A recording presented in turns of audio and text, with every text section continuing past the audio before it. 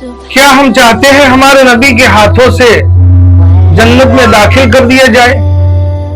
مجمع الزوائد میں، کنز العمال میں اور طبرانی میں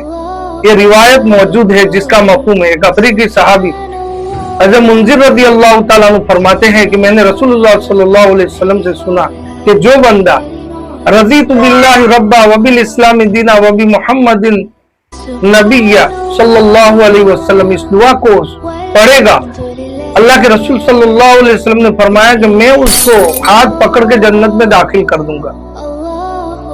دوسری حدیث کی کتابوں میں یہ دعا اس طرح ملتی ہے، حضرت ثوبان رضی اللہ تعالیٰ عنہ اس کے راوی ہے، جس کا مفہوم اور خلاصہ کہ جو بندہ یہ کلمات کو رضینا باللہ ربا وبالاسلام دینا وبمحمد رسول صلی اللہ علیہ وسلم صبح شام تین مرتبہ پڑھے گا، اللہ پر حق ہے کہ اللہ سبحانہ و تعالیٰ اس کو قیامت کے دن راضی کر دیں گے۔ اے اللہ تو میرا رب ہے، اس سے میں راضی ہوں، اسلام میرا دین ہے، اس سے بھی میں راضی ہوں،